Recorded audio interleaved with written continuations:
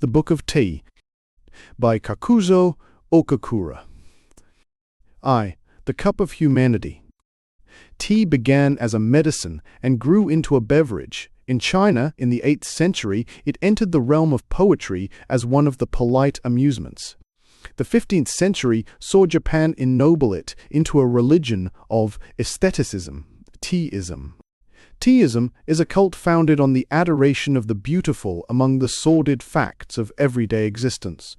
It inculcates purity and harmony, the mystery of mutual charity, the romanticism of the social order. It is essentially a worship of the imperfect, as it is a tender attempt to accomplish something possible in this impossible thing we know as life. The philosophy of tea is not mere aestheticism in the ordinary acceptance of the term, for it expresses conjointly with ethics and religion our whole point of view about man and nature. It is hygiene, for it enforces cleanliness. It is economics, for it shows comfort in simplicity rather than in the complex and costly. It is moral geometry, inasmuch as it defines our sense of proportion to the universe. It represents the true spirit of Eastern democracy by making all its votaries aristocrats in taste. The long isolation of Japan from the rest of the world, so conducive to introspection, has been highly favorable to the development of teaism. Our home and habits, costume and cuisine, porcelain, lacquer, painting, our very literature, all have been subject to its influence. No student of Japanese culture could ever ignore its presence. It has permeated the elegance of noble boudoirs and entered the abode of the humble. Our peasants have learned to arrange flowers, our meanest laborer to offer his salutation to the rocks and waters. In our common parlance we speak of the man with no tea in him, when he is insusceptible to the serio-comic interests of the personal drama. Again, we stigmatize the untamed aesthete who, regardless of the mundane tragedy, runs riot in the springtide of emancipated emotions as one with too much tea in him. The outsider may indeed wonder at this seeming much ado about nothing. What a tempest in a teacup, he will say. But when we consider how small, after all, the cup of human enjoyment is, how soon overflowed with tears, how easily drained to the dregs in our quenchless thirst for infinity, we shall not blame ourselves for making so much of the teacup. Mankind has done worse. In the worship of Bacchus, we have sacrificed too freely, and we have even transfigured the gory image of Mars. Why not consecrate ourselves to the Queen of the Camellias and revel in the warm stream of sympathy that flows from her altar? In the liquid amber within the ivory porcelain, the initiated may touch the sweet reticence of Confucius, the piquancy of Lao Tse, and the ethereal aroma of Sakyamuni himself. Those who cannot feel the littleness of great things in themselves are apt to overlook the greatness of little things in others. The average Westerner, in his sleek complacency, will see in the tea ceremony but another instance of the 1,001 oddities which constitute the quaintness and childishness of the East to him. He was wont to regard Japan as barbarous, while she indulged in the gentle arts of peace. He calls her civilized, since she began to commit wholesale slaughter on Manchurian battlefields.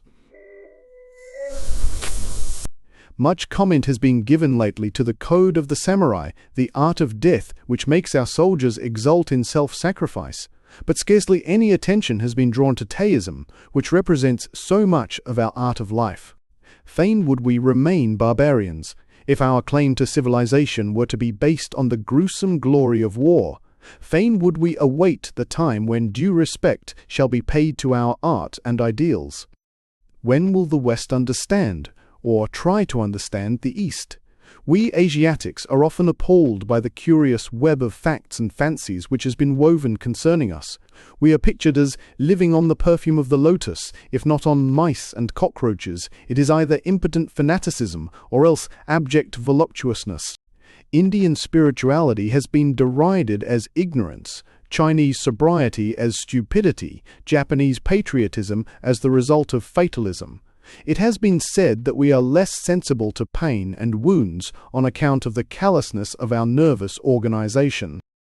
Why not amuse yourselves at our expense? Asia returns the compliment.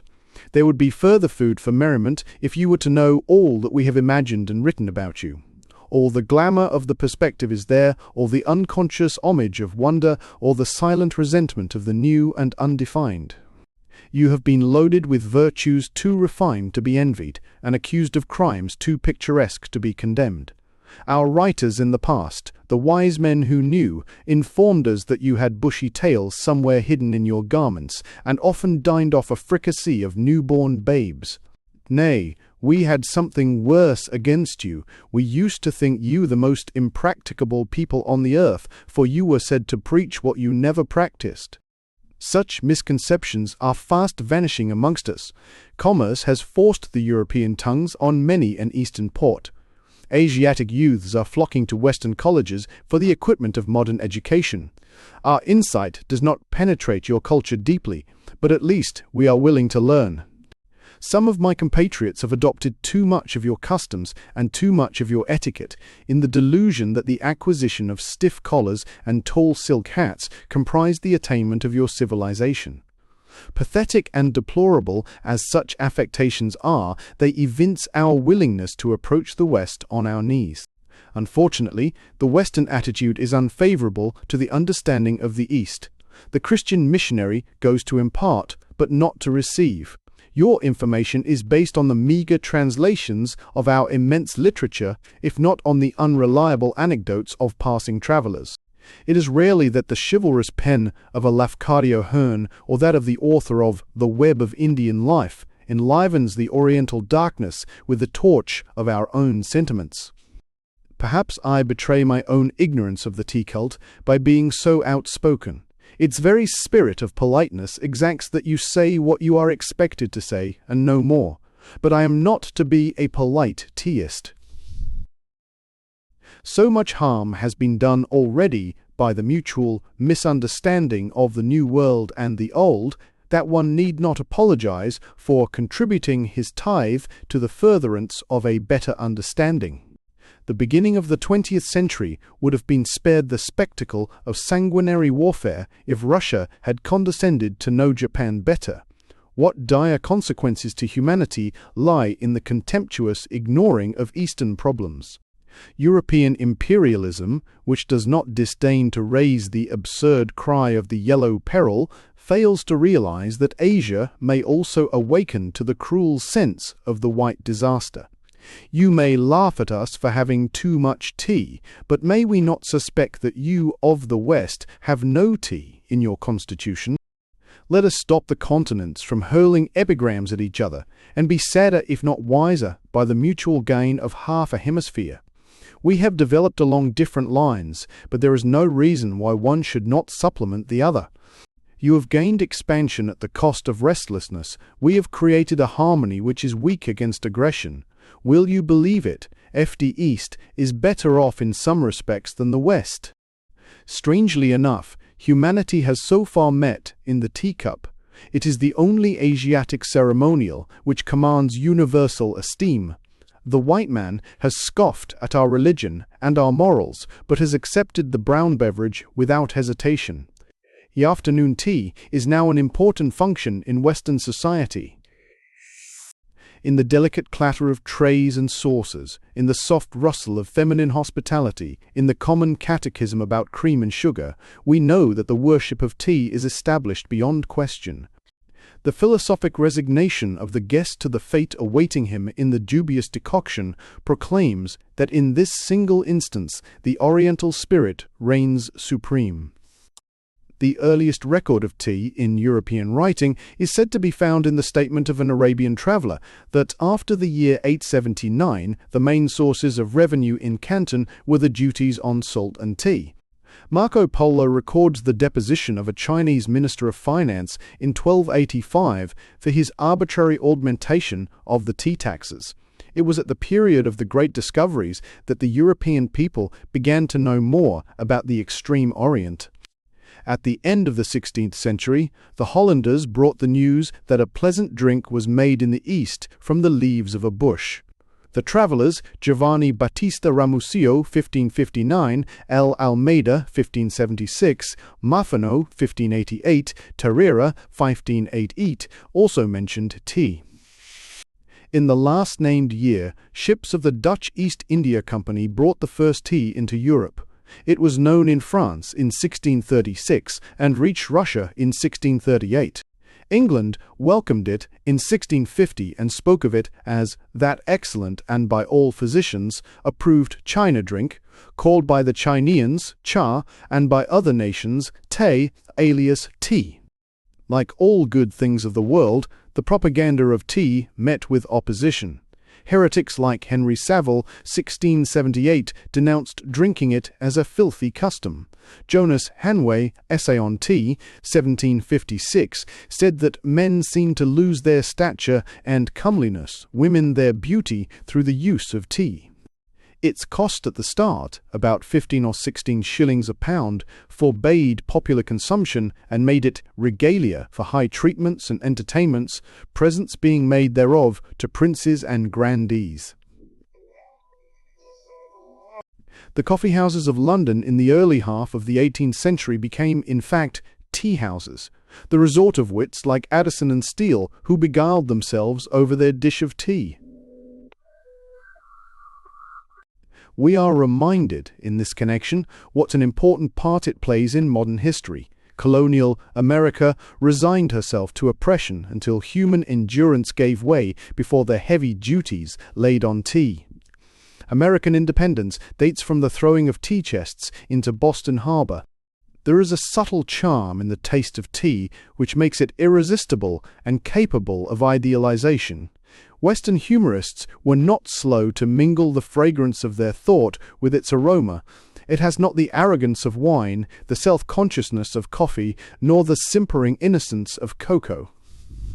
Already in 1711, says the Spectator, I would therefore in a particular manner recommend these my speculations to all well-regulated families that set apart an hour every morning for tea, bread, and butter, and would earnestly advise them for their good to order this paper to be punctually served up and to be looked upon as a part of the tea equipage. Samuel Johnson draws his own portrait as a hardened and shameless tea drinker, who for 20 years diluted his meals with only the infusion of the fascinating plant. Charles Lamb, a professed devotee, sounded the true note of teaism when he wrote that the greatest pleasure he knew was to do a good action by stealth, and to have it found out by accident. For teaism is the art of concealing beauty that you may discover it, of suggesting what you dare not reveal. It is the noble secret of laughing at yourself, calmly yet thoroughly, and is thus humour itself, the smile of philosophy. All genuine humorists may in this sense be called tea philosophers, Thackeray, for instance, and of course Shakespeare. The poets of the decadence when was not the world in decadence. In their protests against materialism, have, to a certain extent, also opened the way to teaism. Perhaps nowadays it is our demure contemplation of the imperfect that the West and the East can meet in mutual consolation. The Taoists relate that at the great beginning of the no beginning, spirit and matter met in mortal combat. At last the Yellow Emperor, the Son of Heaven, triumphed over Shu Yung, the demon of darkness and earth. The Titan, in his death agony, struck his head against the solar vault and shivered the blue dome of jade into fragments.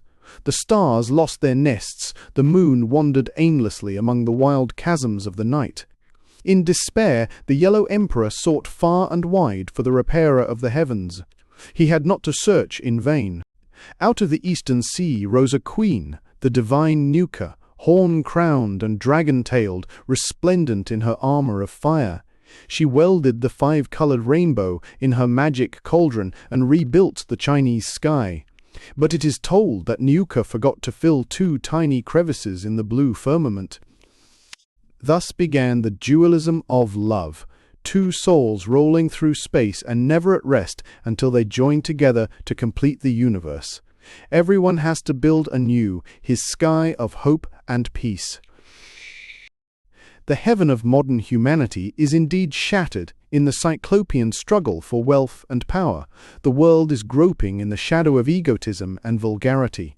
Knowledge is bought through a bad conscience, benevolence practiced for the sake of utility. The East and the West, like two dragons tossed in a sea of ferment, in vain strive to regain the jewel of life.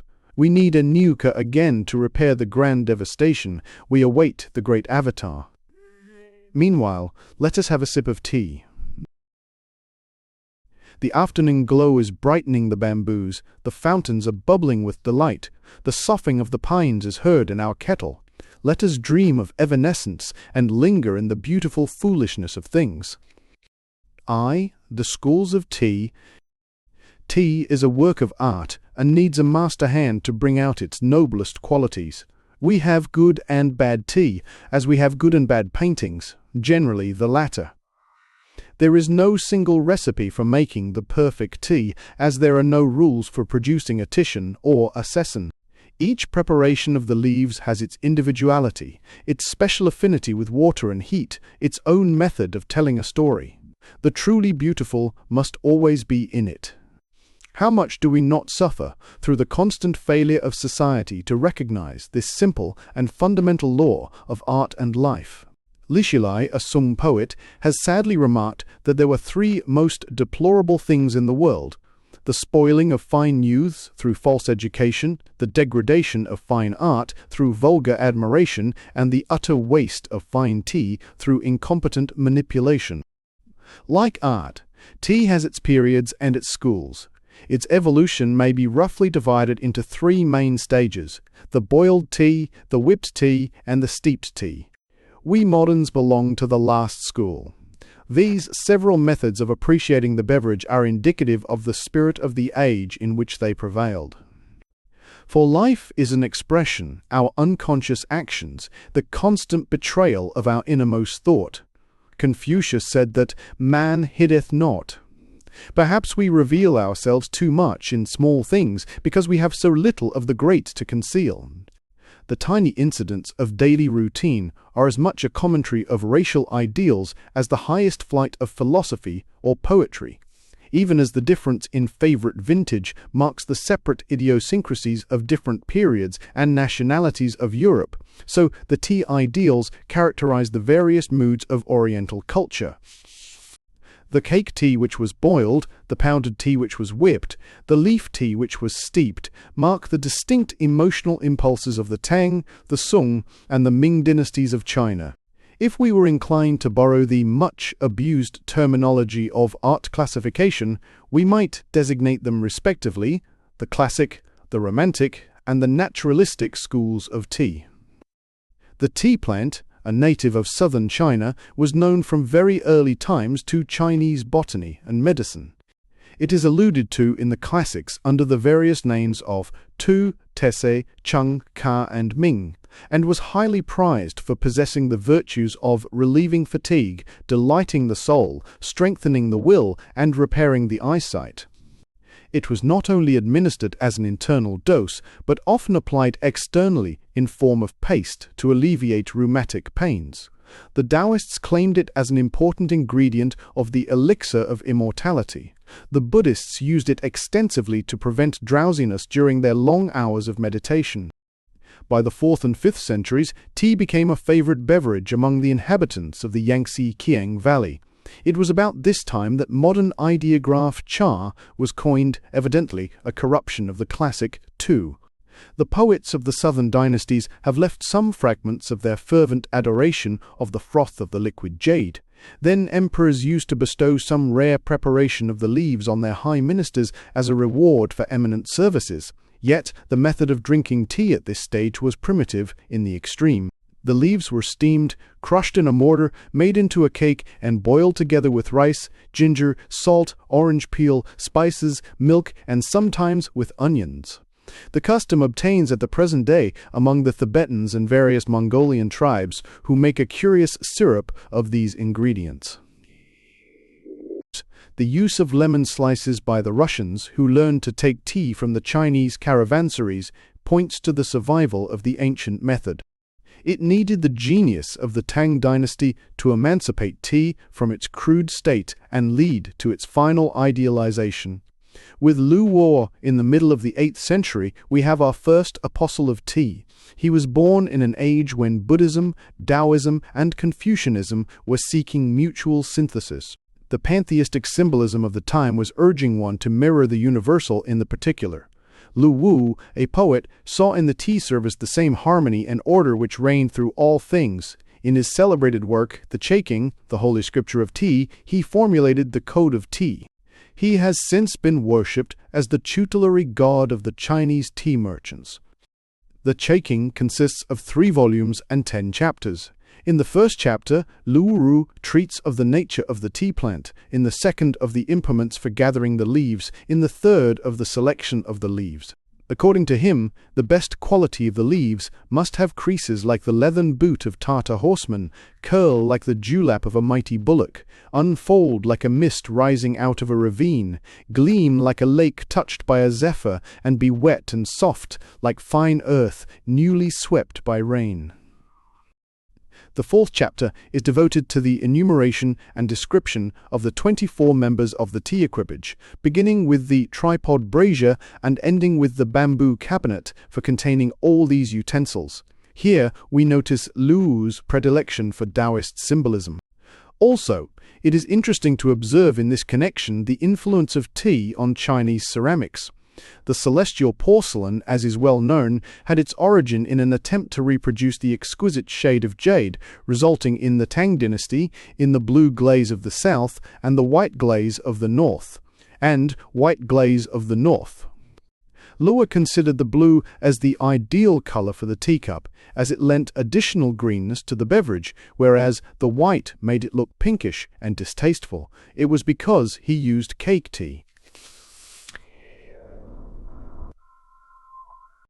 The Mings, with their steeped tea, rejoiced in light ware of white porcelain. In the 5th chapter, Luo describes the method of making tea. He eliminates all ingredients except salt. He dwells also on the much-discussed question of the choice of water and the degree of boiling it. According to him, the mountain spring is the best. The river water and the spring water come next in the order of excellence. There are 3 stages of boiling. The first boil is when the little bubbles like the eye of fishes swim on the surface. The second boil is when the bubbles are like crystal beads rolling in a fountain. The third boil is when the billows surge wildly in the kettle. The cake tea is roasted before the fire until it becomes soft like a baby's arm and is shredded into powder between pieces of fine paper. Salt is put in the first boil, the tea in the second. At the third boil, a dipperful of cold water is poured into the kettle to settle the tea and revive the youth of the water. Then the beverage was poured into cups and drunk. Oh, nectar! The filmy leaflet hung like scaly clouds in a serene sky, or floated like water lilies on emerald streams. It was of such a beverage that Lo Tung, a Tang poet, wrote, "The first cup moistens my lips and throat, the second cup breaks my loneliness, the third cup searches my barren entrail, but to find therein some 5,000 volumes of odd ideographs. The fourth cup raises a slight perspiration, all the wrong of life passes away through my pores. At the fifth cup I am purified, the sixth cup calls me to the realms of the immortals, the seventh cup, but I could take no more."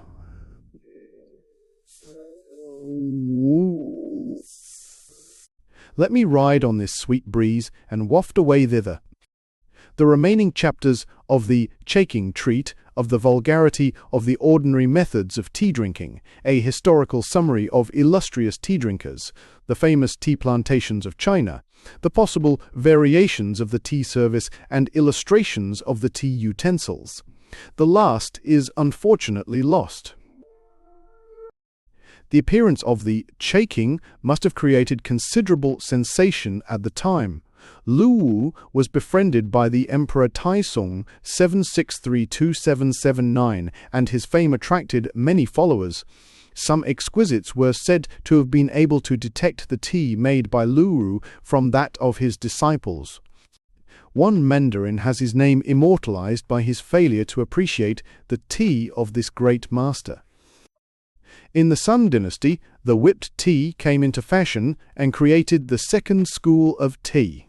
The leaves were ground to fine powder in a small stone mill, and the preparation was whipped in hot water by a delicate whisk made of split bamboo. The new process led to some change in the tea equipage of luo, as well as in the choice of leaves. Salt was discarded forever. The enthusiasm of the Sung people for tea knew no bounds. Epicures vied with each other in discovering new varieties, and regular tournaments were held to decide their superiority. The Emperor Kiasung, 1101–124, who was too great an artist to be a well-behaved monarch, lavished his treasures on the attainment of rare species. He himself wrote a dissertation on the 20 kinds of tea, among which he prizes the white tea as of the rarest and finest quality. The tea ideal of the Sungs differed from the Tangs even as their notion of life differed. They sought to actualize what their predecessors tried to symbolize. To the Neo-Confucian mind, the cosmic law was not reflected in the phenomenal world, but the phenomenal world was the cosmic law itself. Eons were but moments, nirvana always within grasp. The Taoist conception that immortality lay in the eternal change permeated all their modes of thought. It was the process, not the deed, which was interesting. It was the completing, not the completion, which was really vital. Man came thus at once face to face with nature. A new meaning grew into the art of life. The tea began to be not a poetical pastime, but one of the methods of self-realization. Wang Yucheng eulogized tea as flooding his soul like a direct appeal, that its delicate bitterness reminded him of the aftertaste of a good counsel. Sotumpa wrote of the strength of the immaculate purity in tea, which defied corruption as a truly virtuous man. Among the Buddhists, the Southern Zen sect, which incorporated so much of Taoist doctrines, formulated an elaborate ritual of tea. The monks gathered before the image of Bodhidharma and drank tea out of a single bowl with the profound formality of a holy sacrament. It was this Zen ritual which finally developed into the tea ceremony of Japan in the 15th century. Unfortunately, the sudden outburst of the Mongol tribes in the 13th century, which resulted in the devastation and conquest of China under the barbaric rule of the Yuan emperors, destroyed all the fruits of Sung culture. The native dynasty of the Mings, which attempted renationalization in the middle of the 15th century, was harassed by internal troubles, and China again fell under the alien rule of the Manchus in the 17th century. Manners and customs changed to leave no vestige of the former times. The powdered tea is entirely forgotten. We find a Ming commentator at loss to recall the shape of the tea whisk mentioned in one of the Sung classics. Tea is now taken by steeping the leaves in hot water in a bowl or cup. The reason why the Western world is innocent of the older method of drinking tea is explained by the fact that Europe knew it only at the close of the Ming dynasty. To the latter-day Chinese, tea is a delicious beverage, but not an ideal. The long woes of his country have robbed him of the zest for the meaning of life. He has lost that sublime faith in illusions which constitutes the eternal youth and vigor of the poets and ancients. He is an eclectic and politely accepts the traditions of the universe. He toys with nature but does not condescend to conquer or worship her. His leaf tea is often wonderful with its flower-like aroma, but the romance of the Tang and Sung ceremonials are not to be found in his cup. Japan, which followed closely on the footsteps of Chinese civilization, has known the tea in all its 3 stages. As early as the year 729, we read of the Emperor Shomu giving tea to 100 monks at his palace in Nara. The leaves were probably imported by our ambassadors to the Tang court, and prepared in the way then in fashion. In 81, the monk Saicho brought back some seeds and planted them in Yesan. Many tea gardens are heard of in succeeding centuries, as well as the delight of the aristocracy and priesthood in the beverage. The Sun tea reached us in 1191 with the return of Yeisai Zenji, who went there to study the Southern Zen school. The new seeds which he carried home were successfully planted in 3 places, one of which, the Uji district near Kyoto, bears still the name of producing the best tea in the world. The Southern Zen spread with marvelous rapidity, and with it, the tea ritual and the tea ideal of the Song. By the 15th century, under the patronage of the shogun Ashikaga Voshinasa, the tea ceremony is fully constituted and made into an independent and secular performance. Since then, teaism is fully established in Japan. The use of the steeped tea of the later China is comparatively recent among us, being only known since the middle of the 17th century. It has replaced the powdered tea in ordinary consumption, though the latter still continues to hold its place as the tea of teas. It is in the Japanese tea ceremony that we see the culmination of tea ideals. Our successful resistance of the Mongol invasion in 1281 had enabled us to carry on the Song movement so disastrously cut off in China itself through the nomadic inroad. Tea with us became more than an idealization of the form of drinking. It is a religion of the art of life. The beverage grew to be an excuse for the worship of purity and refinement, a sacred function at which the host and guest joined to produce for that occasion the utmost beatitude of the mundane. The tea room was an oasis in the dreary waste of existence where weary travelers could meet to drink from the common spring of art appreciation. The ceremony was an improvised drama whose plot was woven about the tea, the flowers, and the paintings. Not a color to disturb the tone of the room, not a sound to mar the rhythm of things, not a gesture to obtrude on the harmony, not a word to break the unity of the surroundings, all movements to be performed simply and naturally. Such were the aims of the tea ceremony. And strangely enough, it was often successful. A subtle philosophy lay behind it all. Teaism was Taoism in disguise, i.e., Taoism and Zenism. The connection of Zenism with tea is proverbial. We have already remarked that the tea ceremony was a development of the Zen ritual. The name of Lao Tse, the founder of Taoism, is also intimately associated with the history of tea. It is written in the Chinese school manual concerning the origin of habits and customs that the ceremony of offering tea to a guest began with Kuan Yin, a well-known disciple of Lao Tse, who first at the gate of the Han Pass presented to the old philosopher a cup of the golden elixir. We shall not stop to discuss the authenticity of such tales, which are valuable, however, as confirming the early use of the beverage by the Taoists. Our interest in Taoism and Zenism here lies mainly in those ideas regarding life and art which are so embodied in what we call Taoism. It is to be regretted that, as yet, there appears to be no adequate presentation of the Taoists and Zen doctrines in any foreign language, though we have had several laudable attempts. Translation is always a treason, and as a Ming author observes, can at its best be only the reverse side of a brocade. All the threads are there, but not the subtlety of color or design.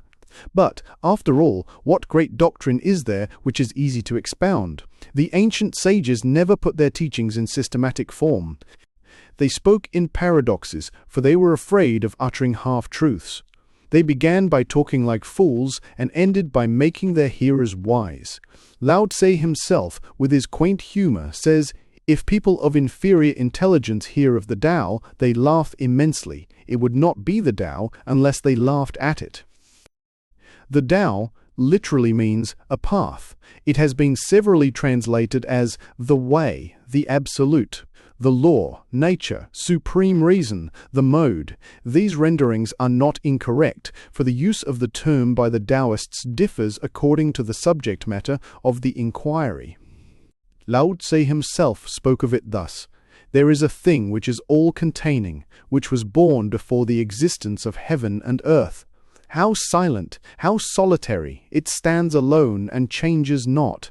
It revolves without danger to itself, and is the mother of the universe. I do not know its name, and so call it the path." With reluctance, I call it the infinite. Infinity is the fleeting is the vanishing is the reverting. It recoils upon itself like the dragon, the beloved symbol of the Taoists. It folds and unfolds as do the clouds. The Tao might be spoken of as the great transition. Subjectively, it is the mood of the universe. Its absolute is the relative. It should be remembered in the first place that Taoism, like its legitimate successor Zennism, represents the individualistic trend of the southern Chinese mind in contradistinction to the communism of northern China, which expressed itself in Confucianism. The Middle Kingdom is as vast as Europe and has a differentiation of idiosyncrasies marked by the two great river systems which traverse it. The Yangtze Kiang and Hoang-ho are respectively the Mediterranean and the Baltic. Even today, in spite of centuries of unification, the Southern Celestial differs in his thoughts and beliefs from his northern brother, as a member of the Latin race differs from the Teuton. In ancient days, when communication was even more difficult than at present, and especially during the feudal period, this difference in thought was most pronounced. The art and poetry of the one breathes an atmosphere entirely distinct from that of the other. In Lao Tse and his followers, and in Kutsugen, the forerunner of the Yangtze Kiang nature poets, we find an idealism quite inconsistent with the prosaic ethical notions of their contemporary northern writers. Lao Tse lived 5 centuries before the Christian era. The germ of Taoist speculation may be found long before the advent of Lao Tse, surnamed the Long-Eared.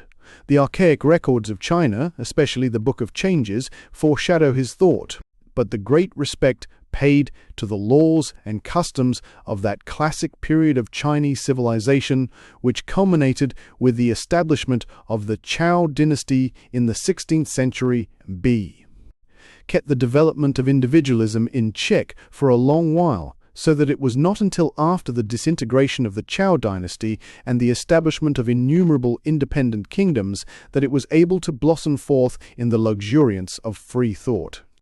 Lao Tse and Soshi Chuangtse were both Southerners and the greatest exponents of the new school. On the other hand, Confucius, with his numerous disciples, aimed at retaining ancestral conventions. Taoism cannot be understood without some knowledge of Confucianism and vice versa. We have said that the Taoist absolute was the relative. In ethics, the Taoist railed at the laws and the moral codes of society, for to them right and wrong were but relative terms. Definition is always limitation. The fixed and unchangeless are but terms expressive of a stoppage of growth. Said Kuzugen, the sages move the world. Our standards of morality are begotten of the past needs of society, but is society to remain always the same? The observance of communal traditions involves a constant sacrifice of the individual to the state. Education, in order to keep up the mighty delusion, encourages a species of ignorance. People are not taught to be really virtuous, but to behave properly. We are wicked because we are frightfully self-conscious. We nurse a conscience because we are afraid to tell the truth to others. We take refuge in pride because we are afraid to tell the truth to ourselves. How can one be serious with the world when the world itself is so ridiculous? Behold the complacent salesman retailing the good and true. One can even buy a so-called religion, which is really but common morality sanctified with flowers and music. Rob the church of her accessories, and what remains behind? Yet the trusts thrive marvelously, for the prices are absurdly cheap. A prayer for a ticket to heaven, a diploma for an honorable citizenship. Hide yourself under a bushel quickly, for if your real usefulness were known to the world, you would soon be knocked down to the highest bidder by the public auctioneer. Why do men and women like to advertise themselves so much? Is it not but an instinct derived from the days of slavery? The virility of the idea lies not less in its power of breaking through contemporary thought than in its capacity for dominating subsequent movements. Taoism was an active power during the Qin dynasty, that epoch of Chinese unification from which we derive the name China. It would be interesting had we time to note its influence on contemporary thinkers, the mathematicians, writers on law and war, the mystics and alchemists, and the later nature poets of the Yangtze Kiang. We should not even ignore those speculators on reality who doubted whether a white horse was real because he was white or because he was solid, nor the conversationalists of the six dynasties who, like the Zen philosophers, reveled in discussions concerning the pure and the abstract. Above all, we should pay homage to Taoism for what it has done toward the formation of the celestial character, giving to it a certain capacity for reserve and refinement as warm as jade. Chinese history is full of instances in which the votaries of Taoism, princes and hermits alike, followed with varied and interesting results the teachings of their creed. The tale will not be without its quota of instruction and amusement. It will be rich in anecdotes, allegories, and aphorisms. We would fain be on speaking terms with the delightful emperor who never died because he had never lived. We may ride the wind with Lietzi and find it absolutely quiet because we ourselves are the wind, or dwell in mid-air with the aged one of the Hoang-ho, who lived betwixt heaven and earth because he was subject to neither the one nor the other. Even in that grotesque apology for Taoism which we find in China at the present day, we can revel in a wealth of imagery impossible to find in any other cult. But the chief contribution of Taoism to Asiatic life has been in the realm of aesthetics. Chinese historians have always spoken of Taoism as the art of being in the world, for it deals with the present, ourselves. It is in us that God meets with nature, and yesterday parts from tomorrow. The present is the moving infinity, the legitimate sphere of the relative. Relativity seeks adjustment. Adjustment is art. The art of life lies in a constant readjustment to our surroundings. Taoism accepts the mundane as it is and, unlike the Confucians or the Buddhists, tries to find beauty in our world of woe and worry. The sun allegory of the three vinegar tasters explains admirably the trend of the three doctrines. Sakyamuni, Confucius, and Lao Tse once stood before a jar of vinegar, the emblem of life, and each dipped in his finger to taste the brew. The matter-of-fact Confucius found it sour, the Buddha called it bitter, and Lao Tse pronounced it sweet. The Taoists claimed that the comedy of life could be made more interesting if everyone would preserve the unities. To keep the proportion of things and give place to others without losing one's own position was the secret of success in the mundane drama. We must know the whole play in order to properly act our parts. The conception of totality must never be lost in that of the individual. This Lao Tse illustrates by his favorite metaphor of the vacuum. He claimed that only in vacuum lay the truly essential. The reality of a room, for instance, was to be found in the vacant space enclosed by the roof and the walls, not in the roof and walls themselves. The usefulness of a water pitcher dwelt in the emptiness where water might be put, not in the form of the pitcher or the material of which it was made. Vacuum is all-potent because all-containing. In vacuum alone, motion becomes possible. One who could make of himself a vacuum into which others might freely enter would become master of all situations. The whole can always dominate the part. These Taoists' ideas have greatly influenced all our theories of action, even to those of fencing and wrestling. Jiu-jitsu, the Japanese art of self-defense, owes its name to a passage in the Tao Te Ching. In jiu-jitsu, one seeks to draw out and exhaust the enemy's strength by non-resistance, vacuum, while conserving one's own strength for victory in the final struggle. In art, the importance of the same principle is illustrated by the value of suggestion.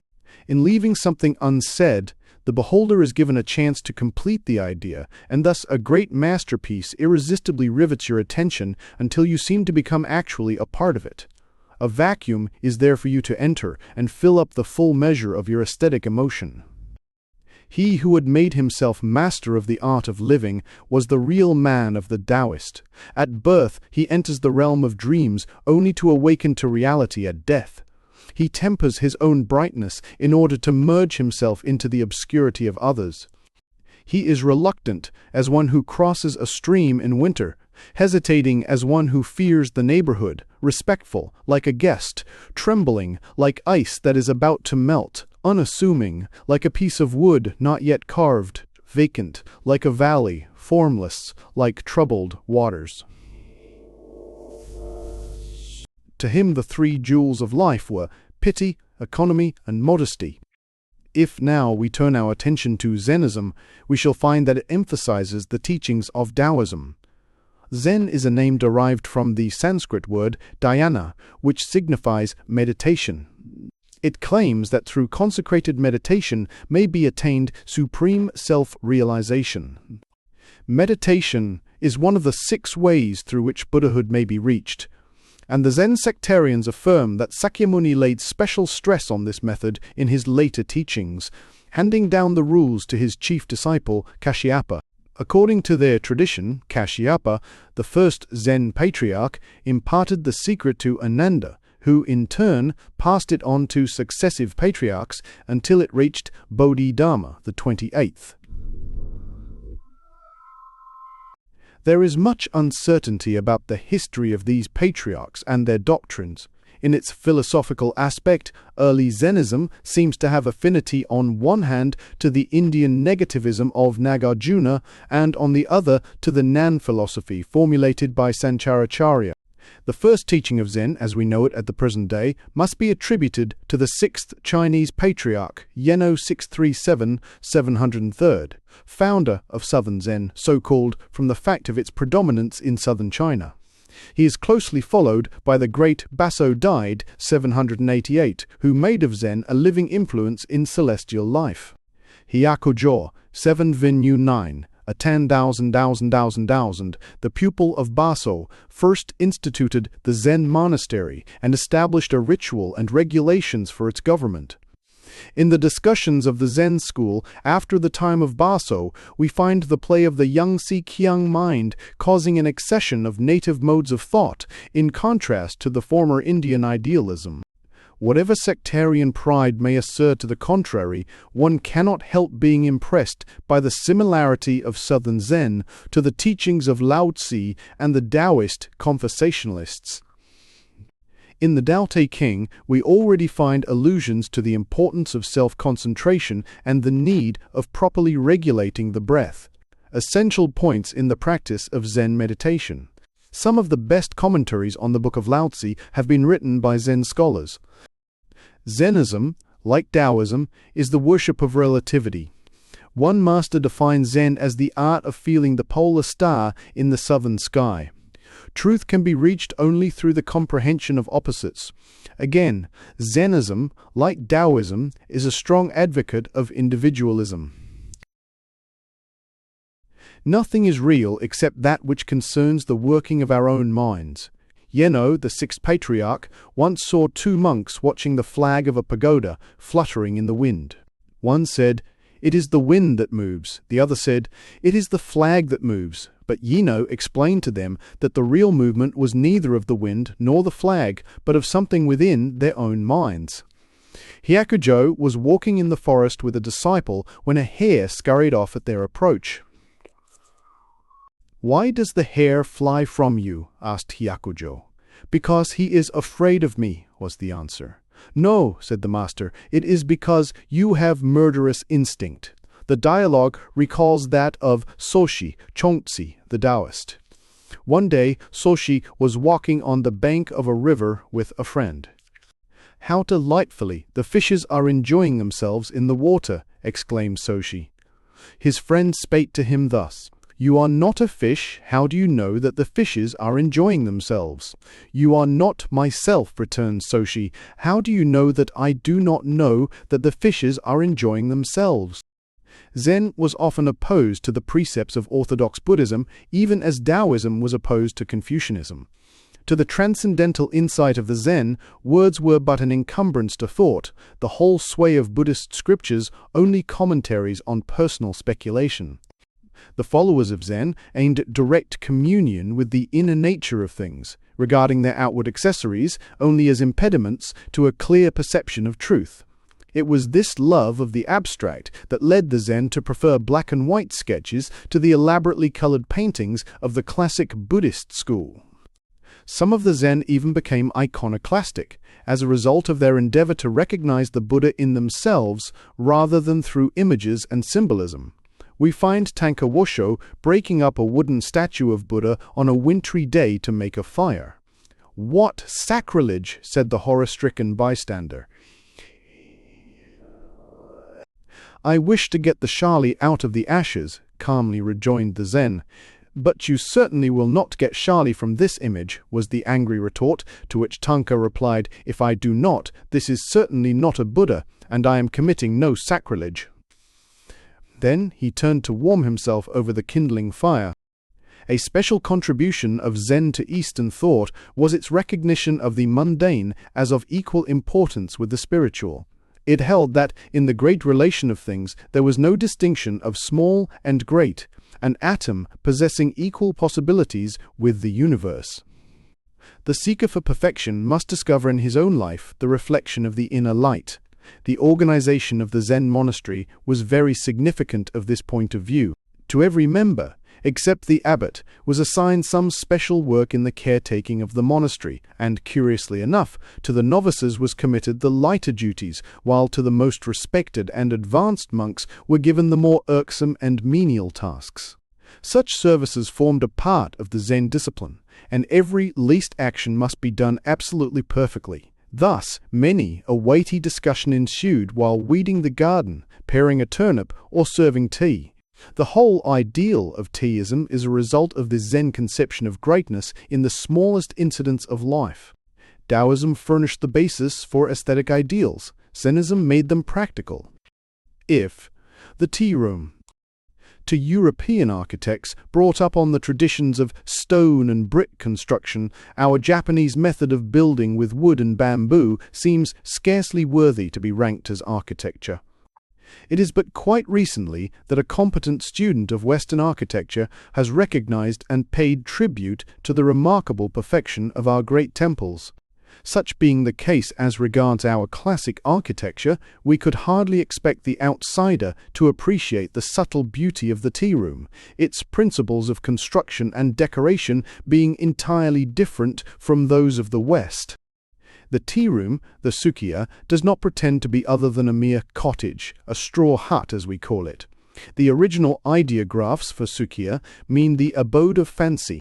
Latterly, the various tea masters substituted various Chinese characters according to their conception of the tea room, and the term sukiya may signify the abode of vacancy, or the abode of the unsymmetrical. It is an abode of fancy inasmuch as it is an ephemeral structure built to house a poetic impulse. It is an abode of vacancy inasmuch as it is devoid of ornamentation except for what may be placed in it to satisfy some aesthetic need of the moment. It is an abode of the unsymmetrical inasmuch as it is consecrated to the worship of the imperfect, purposely leaving something unfinished for the play of the imagination to complete. The ideals of teaism have since the 16th century influenced our architecture to such degree that the ordinary Japanese interior of the present day, on account of the extreme simplicity and chasteness of its scheme of decoration, appears to foreigners almost barren.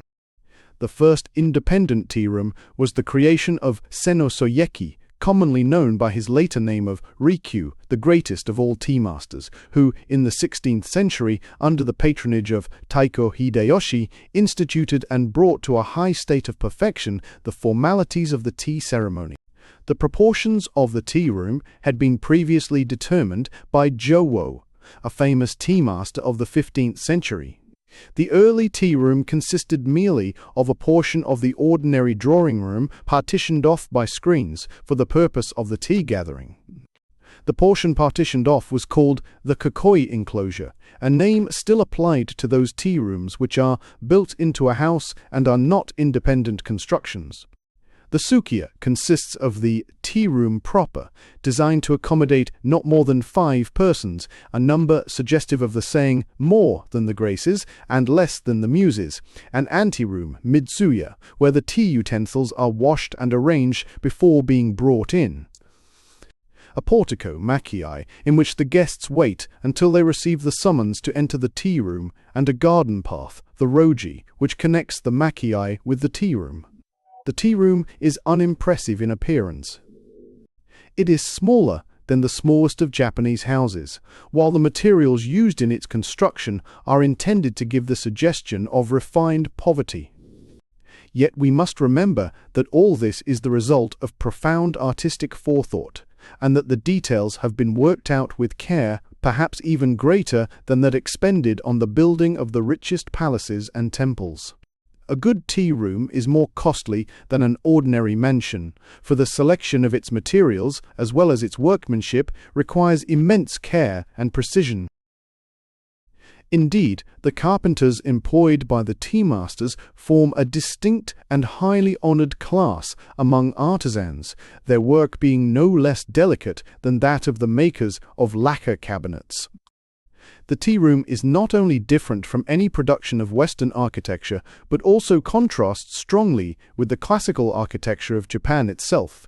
Our ancient noble edifices, whether secular or ecclesiastical, were not to be despised, even as regards their mere size.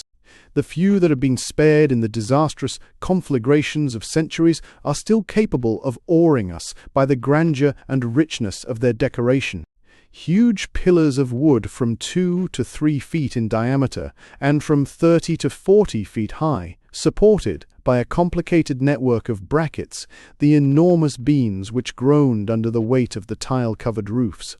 The material and mode of construction, though weak against fire, proved itself strong against earthquakes and was well suited to the climatic conditions of the country. In the Golden Hall of Horyuji and the Pagoda of Yakushiji, we have noteworthy examples of the durability of our wooden architecture. These buildings have practically stood intact for nearly 12 centuries. The interior of the old temples and palaces was profusely decorated. In the Hoodoo temple at Uji, dating from the 10th century, we can still see the elaborate canopy and gilded baldacchinos, many-colored and inlaid with mirrors and mother-of-pearl, as well as remains of the paintings and sculpture which formerly covered the walls. Later, at Nikko and in the Nijo Castle in Kyoto, we see structural beauty sacrificed to a wealth of ornamentation which in color and exquisite detail equals the utmost gorgeousness of Arabian or Moorish effort. The simplicity and purism of the tea room resulted from emulation of the Zen monastery. A Zen monastery differs from those of other Buddhist sects inasmuch as it is meant only to be a dwelling place for the monks. Its chapel is not a place of worship or pilgrimage, but a college room, where the students congregate for discussion and the practice of meditation.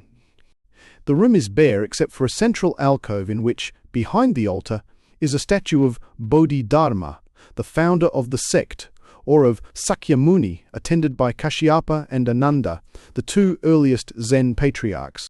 On the altar, flowers and incense are offered up in the memory of the great contributions which these sages made to Zen. We have already said that it was the ritual instituted by the Zen monks of successively drinking tea out of a bowl before the image of Bodhidharma which laid the foundations of the tea ceremony. We might add here that the altar of the Zen chapel was the prototype of the tokonoma, the place of honor in a Japanese room where paintings and flowers are placed for the edification of the guests. All our great tea masters were students of Zen and attempted to introduce the spirit of Zennism into the actualities of life. Thus, the room, like the other equipments of the tea ceremony, reflects many of the Zen doctrines. The size of the orthodox tea room, which is 4 mats and a half or 10 feet square, is determined by a passage in the Sutra of Vikramaditya. In that interesting work, Vikramaditya welcomes the Santmanjushri and 84,000 disciples of Buddha in a room of this size, an allegory based on the theory of the non-existence of space to the truly enlightened. Again, the roji, the garden path which leads from the makiai to the tea room, signified the first stage of meditation, the passage into self-illumination. The roji was intended to break connection with the outside world and produce a fresh sensation conducive to the full enjoyment of aestheticism in the tea room itself. One who has trodden this garden path cannot fail to remember how his spirit, as he walked in the twilight of evergreens over the regular irregularities of the stepping stones, beneath which lay dried pine needles, and passed beside the moss-covered granite lanterns, became uplifted above ordinary thoughts. One may be in the midst of a city and yet feel as if he were in the forest far away from the dust and din of civilization. Great was the ingenuity displayed by the tea masters in producing these effects of serenity and purity. The nature of the sensations to be aroused in passing through the roji differed with different tea masters. Some, like Rikyu, aimed at utter loneliness and claimed the secret of making a roji was contained in the ancient ditty, "I look beyond, flowers are not, nor tinted leaves. On the sea beach a solitary cottage stands, in the waning light of an autumn eve." Others, like Kobori Enshu, sought for a different effect. Enshu said the idea of the garden path was to be found in the following verses: "A cluster of summer trees, a bit of the sea, a pale evening moon." It is not difficult to gather his meaning.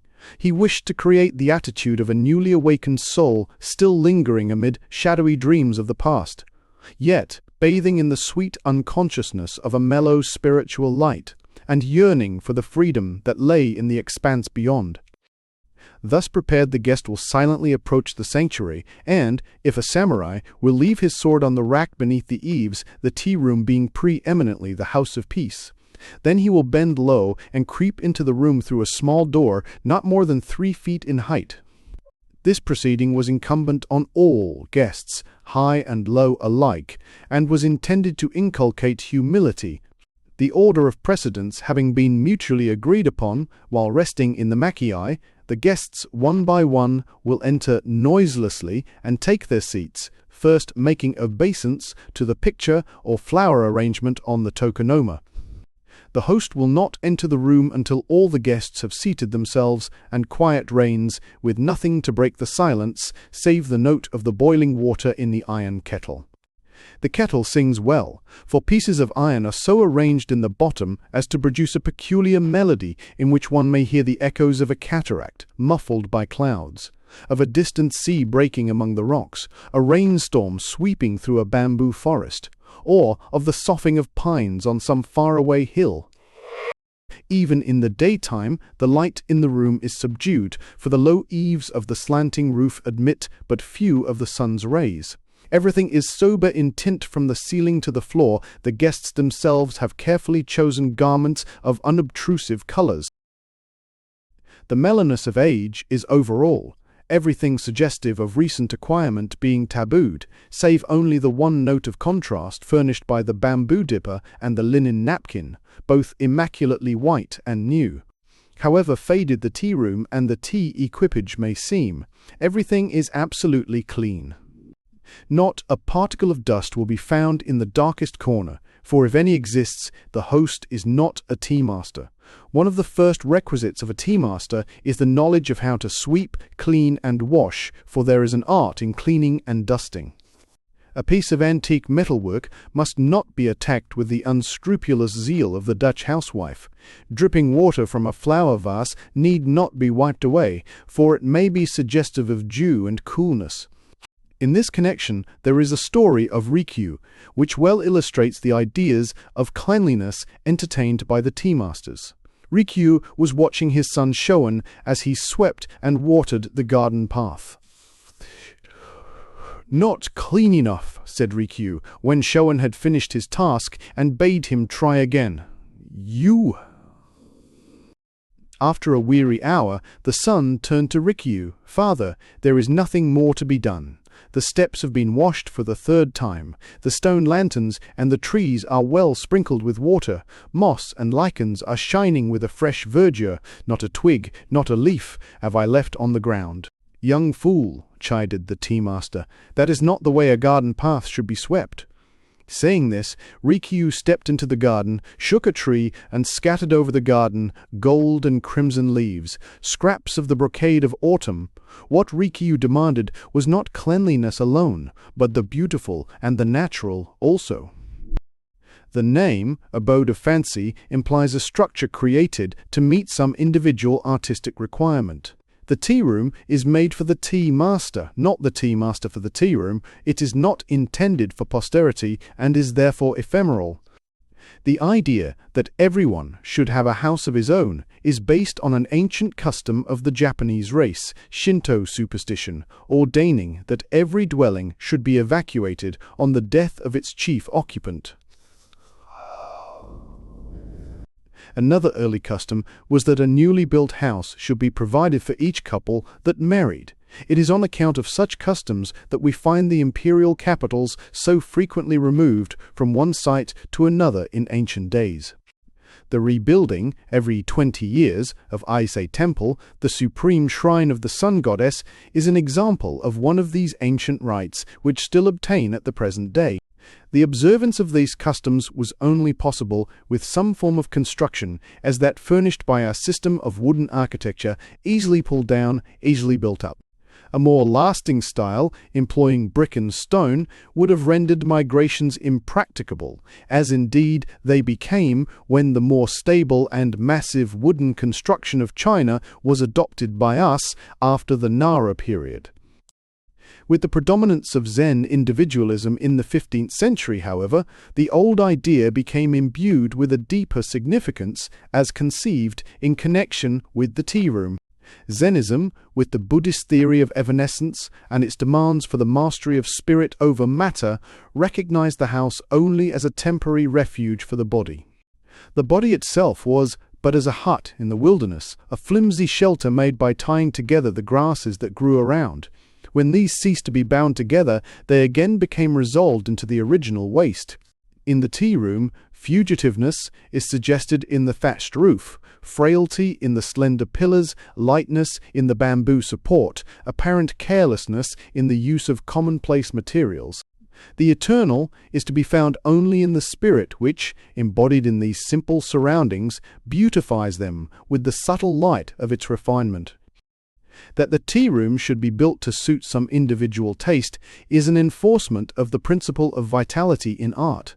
Art, to be fully appreciated, must be true to contemporaneous life. It is not that we should ignore the claims of posterity, but that we should seek to enjoy the present more. It is not that we should disregard the creations of the past, but that we should try to assimilate them into our consciousness. Slavish conformity to traditions and formulas fetters the expression of individuality in architecture. We can but weep over the senseless imitations of European buildings which one beholds in modern Japan. We marvel why, among the most progressive Western nations, architecture should be so devoid of originality, so replete with repetitions of obsolete styles. Perhaps we are passing through an age of democratization in art, while awaiting the rise of some princely master who shall establish a new dynasty. Would that we loved the ancients more and copied them less? It has been said that the Greeks were great because they never drew from the antique. The term abode of vacancy, besides conveying the Taoist theory of the all-containing, involves the conception of a continued need of change in decorative motives. The tea room is absolutely empty except for what may be placed there temporarily to satisfy some aesthetic mood. Some special art object is brought in for the occasion, and everything else is selected and arranged to enhance the beauty of the principal theme. One cannot listen to different pieces of music at the same time, a real comprehension of the beautiful being possible only through concentration upon some central motive. Thus it will be seen that the system of decoration in our tea rooms is opposed to that which obtains in the West, where the interior of a house is often converted into a museum. To a Japanese, accustomed to simplicity of ornamentation and frequent change of decorative method, a Western interior, permanently filled with a vast array of pictures, statuary, and bric-a-brac, gives the impression of mere vulgar display of riches. It calls for a mighty wealth of appreciation to enjoy the constant sight of even a masterpiece, and limitless indeed must be the capacity for artistic feeling in those who can exist day after day in the midst of such confusion of color and form as is to be often seen in the homes of Europe and America. The abode of the unsymmetrical suggests another phase of our decorative scheme. The absence of symmetry in Japanese art objects has been often commented on by Western critics. This also is a result of a working out through Zennism of Taoist ideals. Confucianism, with its deep-seated idea of dualism, and Northern Buddhism, with its worship of a trinity, were in no way opposed to the expression of symmetry. As a matter of fact, if we study the ancient bronzes of China or the religious arts of the Tang dynasty and the Nara period, we shall recognize a constant striving after symmetry. The decoration of our classical interiors was decidedly regular in its arrangement. The Taoist and Zen conception of perfection, however, was different. The dynamic nature of their philosophy laid more stress upon the process through which perfection was sought than upon perfection itself. True beauty could be discovered only by one who mentally completed the incomplete. The virility of life and art lay in its possibilities for growth. In the tea room, it is left for each guest in imagination to complete the total effect in relation to himself.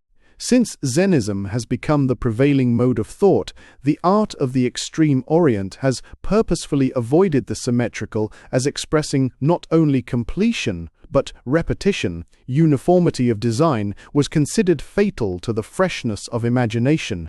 Thus, landscapes, birds and flowers became the favorite subjects for depiction rather than the human figure, the latter being present in the person of the beholder himself.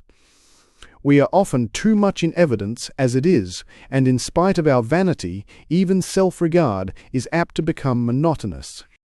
In the tea room, the fear of repetition is a constant presence. The various objects for the decoration of a room should be so selected that no color or design shall be repeated. If you have a living flower, a painting of flowers is not allowable. If you are using a round kettle, the water pitcher should be angular. A cup with a black glaze should not be associated with a tea caddy of black lacquer. In placing a vase of an incense burner on the tokonoma, care should be taken not to put it in the exact center, lest it divide the space into equal halves. The pillar of the tokonoma should be of a different kind of wood from the other pillars, in order to break any suggestion of monotony in the room. Here again, the Japanese method of interior decoration differs from that of the Occident, where we see objects arrayed symmetrically on mantelpieces and elsewhere. In Western houses, we are often confronted with what appears to us useless reiteration. We find it trying to talk to a man while his full-length portrait stares at us from behind his back. We wonder which is real, he of the picture or he who talks, and feel a curious conviction that one of them must be fraud. Many a time have we sat at a festive board contemplating, with a secret shock to our digestion, the representation of abundance on the dining-room walls. Why these pictured victims of chase and sport, the elaborate carvings of fishes and fruit? Why the display of family plates reminding us of those who have dined and are dead? The simplicity of the tea room and its freedom from vulgarity make it truly a sanctuary from the vexations of the outer world. There and there alone one can consecrate himself to undisturbed adoration of the beautiful. In the 16th century, the tea room afforded a welcome respite from labor to the fierce warriors and statesmen engaged in the unification and reconstruction of Japan. In the 17th century, after the strict formalism of the Tokugawa rule had been developed, it offered the only opportunity possible for the free communion of artistic spirits. Before a great work of art, there was no distinction between daimyo, samurai, and commoner. Nowadays industrialism is making true refinement more and more difficult all the world over. Do we not need the tea room more than ever? Art appreciation. Have you heard the Taoist tale of the taming of the harp? Once in the hoary ages in the ravine of Lungmen stood a kiri tree, a veritable king of the forest. It reared its head to talk to the stars, its roots struck deep into the earth, mingling their bronzed coils with those of the silver dragon that slept beneath. And it came to pass that a mighty wizard made of this tree a wondrous harp, whose stubborn spirit should be tamed but by the greatest of musicians. For long the instrument was treasured by the Emperor of China, but all in vain were the efforts of those who in turn tried to draw melody from its strings. In response to their utmost strivings there came from the harp but harsh notes of disdain, ill-according with the songs they fain would sing. The harp refused to recognize a master. At last came Peiwo, the prince of harpists. With tender hand he caressed the harp as one might seek to soothe an unruly horse, and softly touched the chords. He sang of nature and the seasons, of high mountains and flowing waters, and all the memories of the tree awoke. Once more the sweet breath of spring played amidst its branches. The young cataracts, as they danced down the ravine, laughed to the budding flowers. On were heard the dreamy voices of summer with its myriad insects, the gentle pattering of rain, the wail of the cuckoo. Hark! A tiger roars, the valley answers again. It is autumn. In the desert night, sharp like a sword gleams the moon upon the frosted grass. Now winter reigns, and through the snow-filled air swirl flocks of swans, and rattling hailstones beat upon the boughs with fierce delight. Then Peiwo changed the key and sang of love. The forest swayed like an ardent swain, deep lost in thought. On high, like a haughty maiden, swept a cloud bright and fair, but passing, trailed long shadows on the ground, black like despair. Again the mode was changed. Peiwo sang of war, of clashing steel and trampling steeds. And in the harp arose the tempest of Lungmen.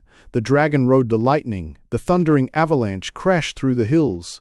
In ecstasy, the celestial monarch asked Peiwo wherein lay the secret of his victory.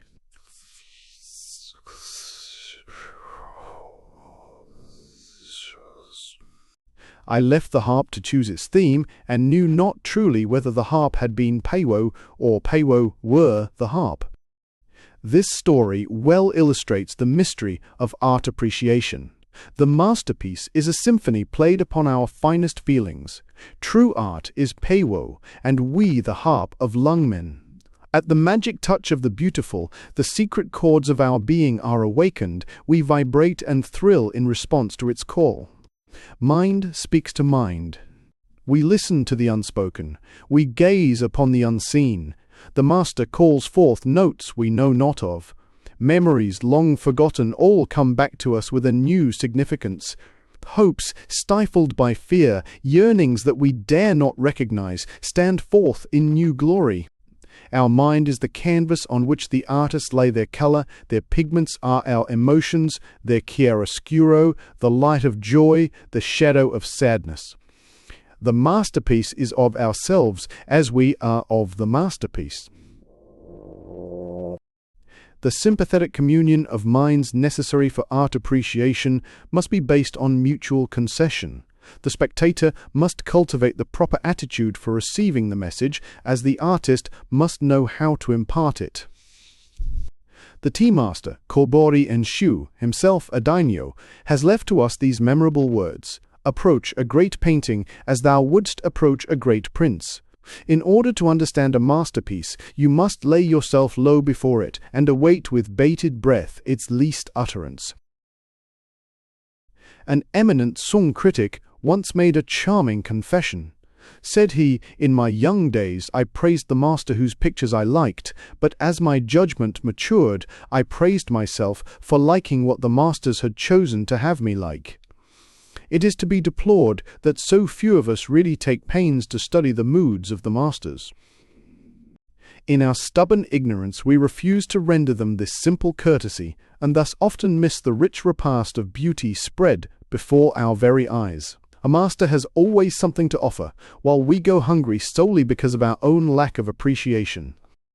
To the sympathetic, a masterpiece becomes a living reality towards which we feel drawn in bonds of comradeship. The masters are immortal, for their loves and fears live in us over and over again.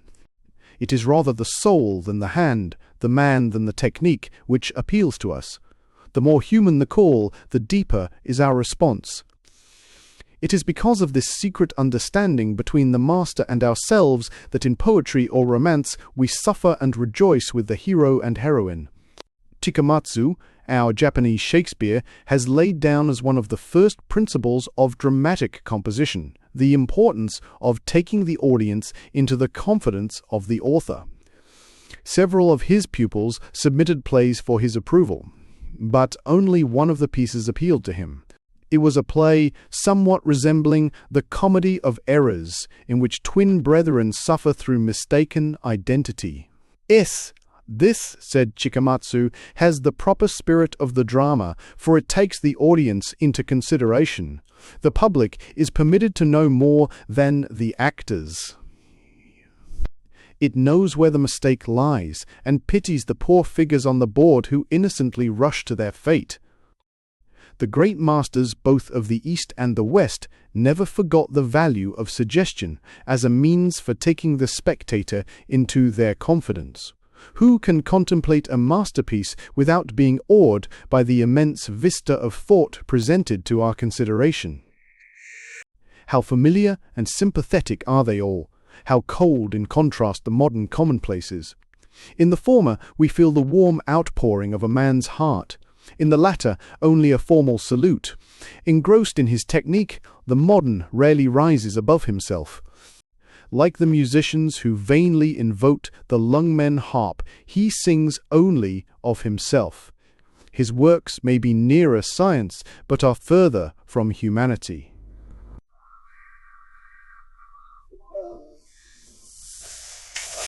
In art, vanity is equally fatal to sympathetic feeling, whether on the part of the artist or the public.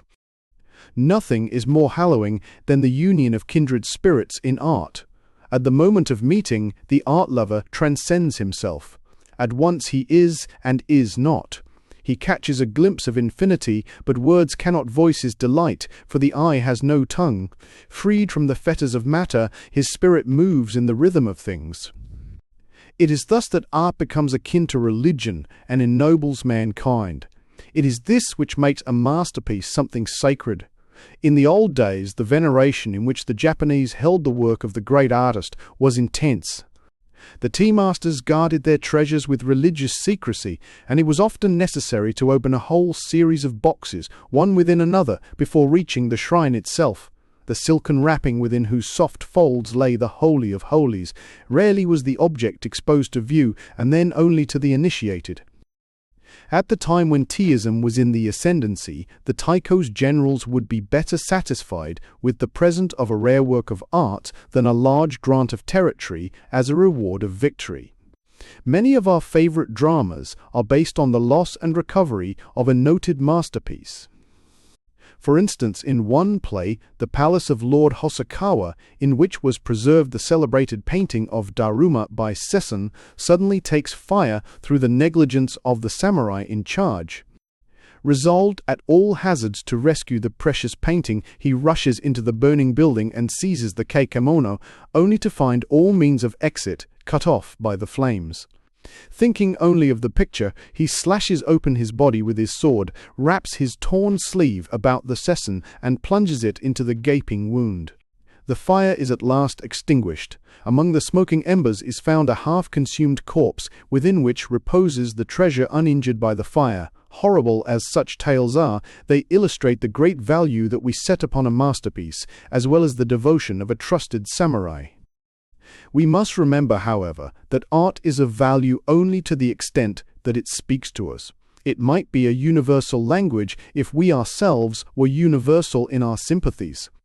Our finite nature, the power of tradition and conventionality, as well as our hereditary instincts, restrict the scope of our capacity for artistic enjoyment. Our very individuality establishes, in one sense, a limit to our understanding, and our aesthetic personality seeks its own affinities in the creations of the past. It is true that with cultivation, our sense of art appreciation broadens, and we become able to enjoy many hitherto unrecognized expressions of beauty. But, after all, we see only our own image in the universe. Our particular idiosyncrasies dictate the mode of our perceptions. The tea masters collected only objects which fell strictly within the measure of their individual appreciation. One is reminded, in this connection, of a story concerning Kobori Enshu. Enshu was complimented by his disciples on the admirable taste he had displayed in the choice of his collection. Said they, each piece is such that no one could help admiring. It shows that you had better taste than had Rikyu, for his collection could only be appreciated by one beholder in 1,000. Sorrowfully, Enshu replied, "Ooh, this only proves how commonplace I am." The great Rikyu dared to love only those objects which personally appealed to him, whereas I unconsciously cater to the taste of the majority. Verily, Rikyu was 1 in 1,000 among tea masters. It is much to be regretted that so much of the apparent enthusiasm for art at the present day has no foundation in real feeling. In this democratic age of ours, men clamor for what is popularly considered the best, regardless of their feelings. They want the costly, not the refined, the fashionable, not the beautiful. To the masses, contemplation of illustrated periodicals, the worthy product of their own industrialism, would give more digestible food for artistic enjoyment than the early Italians or the Ashikaga masters whom they pretend to admire. The name of the artist is more important to them than the quality of the work. As a Chinese critic complained many centuries ago, people criticize a picture by their ear. It is this lack of genuine appreciation that is responsible for the pseudo-classic horrors that today greet us wherever we turn. Another common mistake is that of confusing art with archaeology. The veneration born of antiquity is one of the best traits in the human character, and fain would we have it cultivated to a greater extent. The mere fact that they have passed unscathed through centuries of criticism and come down to us still covered with glory commands our respect. But we should be foolish indeed if we valued their achievement simply on the score of age.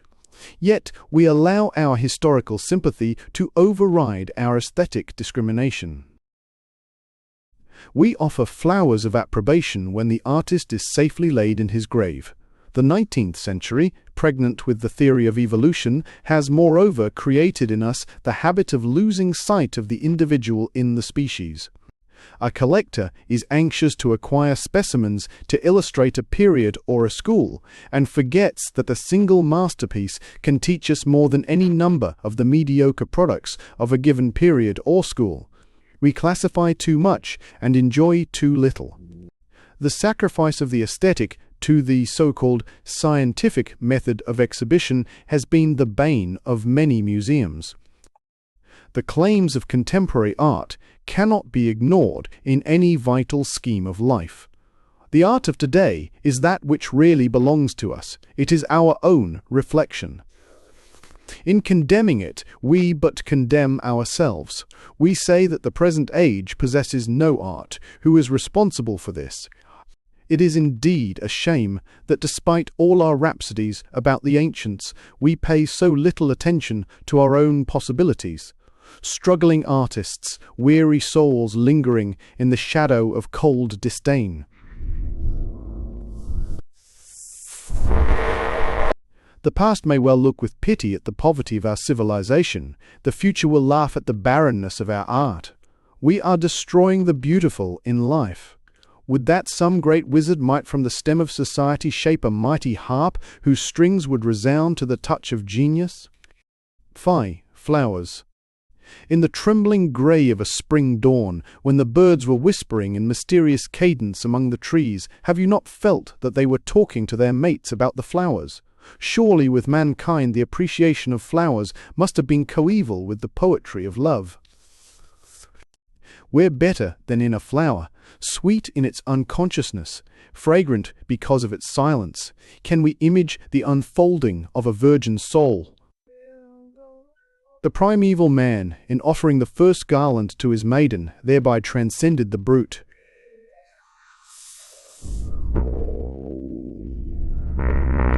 He entered the realm of art when he perceived the subtle use of the useless. In joy or sadness, flowers are our constant friends.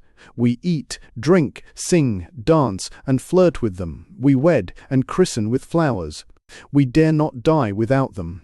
We have worshipped with the lily. We have meditated with the lotus. We have charged in battle array with the rose and the chrysanthemum. We have even attempted to speak in the language of flowers. How could we live without them? It frightens one to conceive of a world bereft of their presence. What solace do they not bring to the bedside of the sick? What a light of bliss to the darkness of weary spirits! Their serene tenderness restores to us our waning confidence in the universe, even as the intent gaze of a beautiful child recalls our lost hopes. When we are laid low in the dust, it is they who linger in sorrow over our graves. Sad as it is, we cannot conceal the fact that in spite of our companionship with flowers, we have not risen very far above the brute.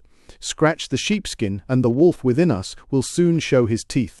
It is being said that a man at 10 is an animal, at 20 a lunatic, at 30 a failure, at 40 a fraud, and at 50 a criminal. Perhaps he becomes a criminal because he has never ceased to be an animal. Nothing is real to us but hunger, nothing sacred except our own desires. 1. Shrine after shrine has crumbled before our eyes, but one altar is forever preserved, that whereon we burn incense to the supreme idol, ourselves. Our God is great, and money is his profit. We devastate nature in order to make sacrifice to him. We boast that we have conquered matter, and forget that it is matter that has enslaved us. What atrocities do we not perpetrate in the name of culture and refinement? Tell me, gentle flowers, teardrops of the stars, standing in the garden, nodding your heads to the bees as they sing of the dews and the sunbeams, are you aware of the fearful doom that awaits you? Dream on, sway and frolic while you may in the gentle breezes of summer. Tomorrow a ruthless hand will close around your throats. You will be wrenched, torn asunder, limb by limb, and borne away from your quiet homes. The wretch, she may be passing fair. She may say how lovely you are while her fingers are still moist with your blood. Tell me, will this be kindness? It may be your fate to be imprisoned in the hair of one whom you know to be heartless, or to be thrust into the buttonhole of one who would not dare to look you in the face, were you a man. It may even be your lot to be confined in some narrow vessel with only stagnant water to quench the maddening thirst that warns of ebbing life.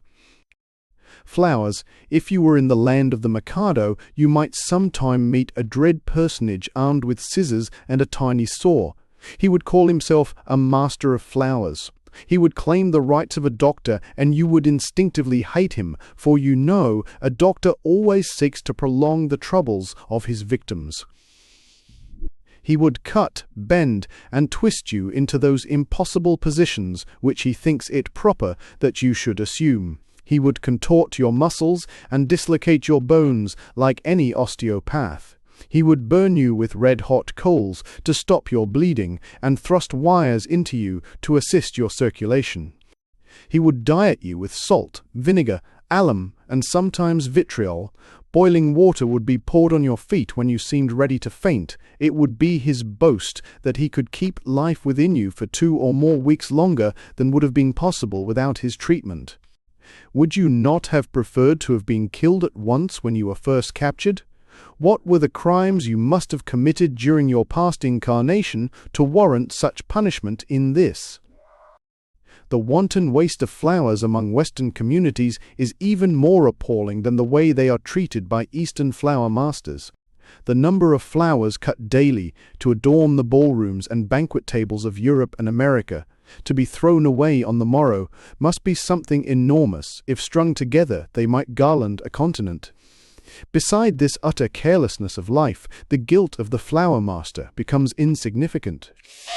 He, at least, respects the economy of nature, selects his victims with careful foresight, and after death does honor to their remains.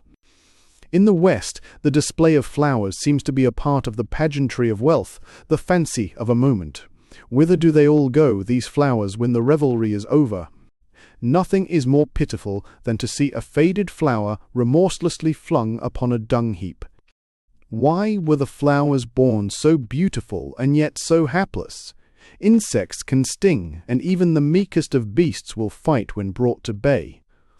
The birds whose plumage is sought to deck some bonnet can fly from its pursuer. The furred animal whose coat you covet for your own may hide at your approach. The only flower known to have wings is the butterfly. All others stand helpless before the destroyer. If they shriek in their death agony, their cry never reaches our hardened ears. We are ever brutal to those who love and serve us in silence, but the time may come when, for our cruelty, we shall be deserted by these best friends of ours. Have you not noticed that the wild flowers are becoming scarcer every year? It may be that their wise men have told them to depart till man becomes more human. Perhaps they have migrated to heaven. Much may be said in favor of him who cultivates plants. The man of the pot is far more humane than he of the scissors.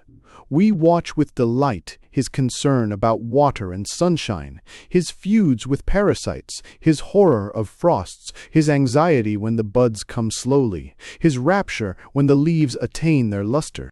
In the East, the art of floriculture is a very ancient one, and the loves of a poet and his favorite plant have often been recorded in story and song. With the development of ceramics during the Tang and Song dynasties, we hear of wonderful receptacles made to hold plants, not pots, but jeweled palaces. A special attendant was detailed to wait upon each flower, and to wash its leaves with soft brushes made of rabbit hair. It has been written, Pingtse, by Yuan Chunlang, that the peony should be bathed by a handsome maiden in full costume, that a winter plum should be watered by a pale, slender monk. In Japan, one of the most popular of the no dances, the hachinoki, composed during the Ashikaga period, is based upon the story of an impoverished knight who, on a freezing night, in lack of fuel for a fire, cuts his cherished plants in order to entertain a wandering friar. The friar is in reality no other than Hojo Tokiyori, the Harun al-Rashid of our tales, and the sacrifice is not without its reward. This opera never fails to draw tears from a Tokyo audience, even today. Great precautions were taken for the preservation of delicate blossoms. Emperor Huenzong of the Tang dynasty hung tiny golden bells on the branches in his garden to keep off the birds.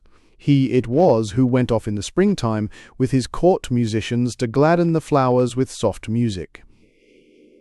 A quaint tablet, which tradition ascribes to Yoshitsune, the hero of our Arthurian legends, is still extant in one of the Japanese monasteries, Sumadera, near Kobe. It is a notice put up for the protection of a certain wonderful plum tree and appeals to us with the grim humor of a warlike age. After referring to the beauty of the blossoms, the inscription says, "Whoever cuts a single branch of this tree shall forfeit a finger therefore." Would that such laws could be enforced nowadays against those who wantonly destroy flowers and mutilate objects of art? Yet even in the case of pot flowers, we are inclined to suspect the selfishness of man. Why take the plants from their homes and ask them to bloom mid strange surroundings? Is it not like asking the birds to sing and mate, cooped up in cages? Who knows but that the orchids feel stifled by the artificial heat in your conservatories and hopelessly long for a glimpse of their own southern skies? The ideal lover of flowers is he who visits them in their native haunts, like Dao Yuanming, all celebrated Chinese poets and philosophers who sat before a broken bamboo fence in converse with the wild chrysanthemum, or Lin Wuxing, losing himself amid mysterious fragrance as he wandered in the twilight among the plum blossoms of the western lake. Imitan, 'tis said that Chomwishi slept in a boat so that his dreams might mingle with those of the lotus.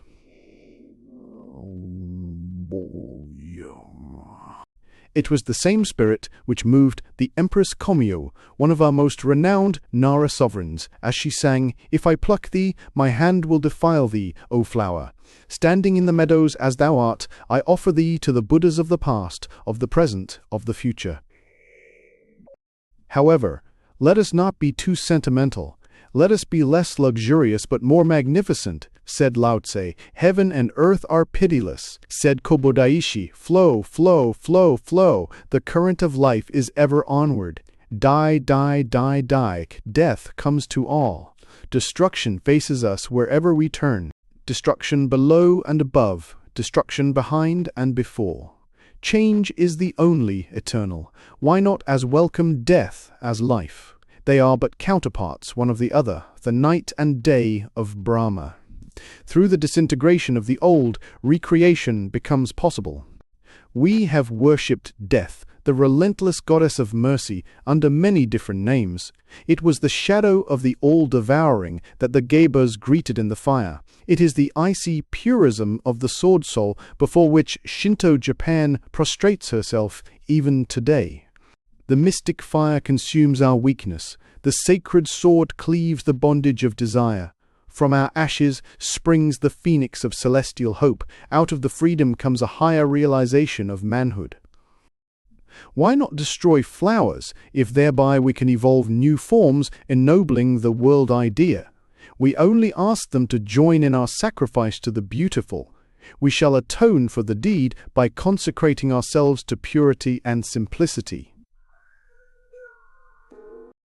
Anyone acquainted with the ways of our tea and flower masters must have noticed the religious veneration with which they regard flowers. They do not cull at random, but carefully select each branch or spray with an eye to the artistic composition they have in mind. They would be ashamed should they chance to cut more than were absolutely necessary. It may be remarked in this connection that they always associate the leaves, if there be any, with the flower, for the object is to present the whole beauty of plant life. In this respect, as in many others, their method differs from that pursued in Western countries. Here we are apt to see only the flower stems, heads as it were, without body, stuck promiscuously into a vase. When a tea master has arranged a flower to his satisfaction, he will place it on the tokonoma, the place of honor in a Japanese room. Nothing else will be placed near it which might interfere with its effect, not even a painting, unless there be some special aesthetic reason for the combination. It rests there like an enthroned prince, and the guests or disciples on entering the room will salute it with a profound bow before making their addresses to the host. Drawings from masterpieces are made and published for the edification of amateurs. When the flower fades, the master tenderly consigns it to the river or carefully buries it in the ground. Monuments are sometimes erected to their memory.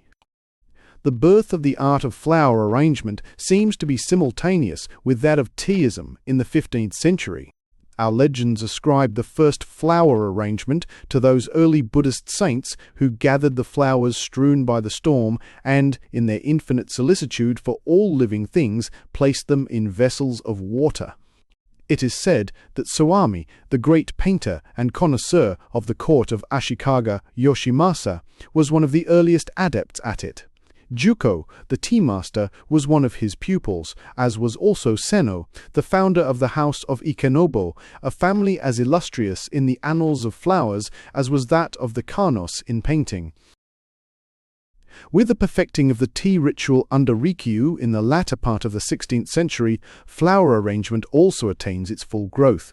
Rikyū and his successors, the celebrated Oda Wuraka, Furuka Oribe, Koyetsu, Kobori Enshu, Katagiri, Sekishiu, vied with each other in forming new combinations. We must remember, however, that the flower worship of the tea masters formed only a part of their aesthetic ritual and was not a distinct religion by itself. A flower arrangement, like the other works of art in the tea room, was subordinated to the total scheme of decoration. Thus Sekishiu ordained that white plum blossoms should not be made use of when snow lay in the garden. Noisy. A flower arrangement by a tea master loses its significance if removed from the place for which it was originally intended, for its lines and proportions have been specially worked out with a view to its surroundings. It now procrastination of the flower for its own sake begins with the rise of flower masters toward the middle of the 17th century. It now becomes independent of the tea room and knows no law save that the vase imposes on it. New conceptions and methods of execution now become possible, and many were the principles and schools resulting therefrom. A writer in the middle of the last century said he could count over 100 different schools of flower arrangement. Broadly speaking, these divide themselves into two main branches, the formalistic and the naturalesque. The formalistic schools, led by the iconobos, aimed at a classic idealism corresponding to that of the Kano academicians. We possess records of arrangements by the early masters of the school, which almost reproduce the flower paintings of Sansetsu and Tsunenobu. The naturalesque school, on the other hand, accepted nature as its model, only imposing such modifications of form as conduced to the expression of artistic unity. Thus we recognize in its works the same impulses which formed the ukiyo-e and shijo schools of painting. It would be interesting, had we time, to enter more fully than it is now possible into the laws of composition and detail formulated by the various flower masters of this period, showing, as they would, the fundamental theories which governed Tokugawa decoration. We find them referring to the leading principle, heaven, the subordinate principle, earth, the reconciling principle, man, and any flower arrangement which did not embody these principles was considered barren and dead. They also dwelt much on the importance of treating a flower in its three different aspects, the formal, the semi-formal, and the informal. The first might be said to represent flowers in the stately costume of the ballroom, the second in the easy elegance of afternoon dress, the third in the charming déshabillé of the boudoir. Our personal sympathies are with the flower arrangements of the tea master, rather than with those of the flower master. The former is art in its proper setting, and appeals to us on account of its true intimacy with life. We should like to call this school the natural, in contradistinction to the naturalesque and formalistic schools. The tea master deems his duty ended with the selection of the flowers and leaves them to tell their own story. Entering a tea room in late winter, you may see a slender spray of wild cherries in combination with a budding camellia. It is an echo of departing winter coupled with the prophecy of spring. Again, if you go into a noon tea on some irritatingly hot summer day, you may discover in the darkened coolness of the tokonoma a single lily in a hanging vase, dripping with dew. It seems to smile at the foolishness of life. A solo of flowers is interesting, but in a concerto with painting and sculpture, the combination becomes entrancing. Sekishu once placed some water plants in a flat receptacle to suggest the vegetation of lakes and marshes, and on the wall above he hung a painting by Soami of wild ducks flying in the air. Shoha, another tea master, combined a poem on the beauty of solitude by the sea with a bronze incense burner in the form of a fisherman's hut and some wild flowers of the beach. One of the guests has recorded that he felt in the whole composition the breath of waning autumn. Flower stories are endless. We shall recount but one more. In the 16th century, the morning glory was as yet a rare plant with us. Rikiu had an entire garden planted with it, which he cultivated with assiduous care. The fame of his convolvuli reached the ear of the Taiko, and he expressed a desire to see them, in consequence of which Rikiu invited him to a morning tea at his house. On the appointed day, Taiko walked through the garden, but nowhere could he see any vestige of the convolvulus. The ground had been levelled and strewn with fine pebbles and sand. With sullen anger, the despot entered the tea-room, but a sight waited him there which completely restored his humour. On the tokonoma, in a rare bronze of Sung workmanship, lay a single morning glory, the queen of the whole garden. In such instances we see the full significance of the flower sacrifice. Perhaps the flowers appreciate the full significance of it, They are not cowards like men. Some flowers glory in death. Certainly the Japanese cherry blossoms do, as they freely surrender themselves to the winds. Anyone who has stood before the fragrant avalanche at Yoshino or Arashiyama must have realized this. For a moment they hover like bejeweled clouds and dance above the crystal streams. Then, as they sail away on the laughing waters, they seem to say, "Farewell, O spring, we are on to eternity." VI. Tea Masters. In religion, the future is behind us. In art, the present is the eternal.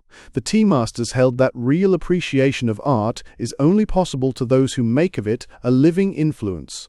Thus they sought to regulate their daily life by the high standard of refinement which obtained in the tea room. In all circumstances, serenity of mind should be maintained, and conversation should be conducted as never to mar the harmony of the surroundings. The cut and color of the dress, the poise of the body, and the manner of walking could all be made expressions of artistic personality. These were matters not to be lightly ignored, for until one has made himself beautiful, he has no right to approach beauty. Thus, the tea master strove to be something more than the artist, art itself. It was the Zen of aestheticism. Rikyū loved to quote an old poem which says, "To those who long only for flowers, fain would I show the full-blown spring which abides in the toiling buds of snow-covered hills." Manifold, indeed, have been the contributions of the tea masters to art. They completely revolutionized the classical architecture and interior decorations, and established the new style which we have described in the chapter of the tea room, a style to whose influence even the palaces and monasteries built after the 16th century have all been subject. The many-sided Kobori Enchu has left notable examples of his genius in the imperial villa of Katsura, the castles of Nagoya and Nijo, and the monastery of Kohoan. All the celebrated gardens of Japan were laid out by the tea masters. Our pottery would probably never have attained its high quality of excellence if the tea masters had not lent it to their inspiration, the manufacture of the utensils used in the tea ceremony calling forth the utmost expenditure of ingenuity on the parts of our ceramists. The 7 kilns of Enkyo are well known to all students of Japanese pottery. Many of our textile fabrics bear the names of tea masters who conceived their color or design. It is impossible, indeed, to find any department of art in which the tea masters have not left marks of their genius. In painting and lacquer, it seems almost superfluous to mention the immense services they have rendered. One of the greatest schools of painting owes its origin to the tea master Honomi Koetsu, famed also as a lacquer artist and potter.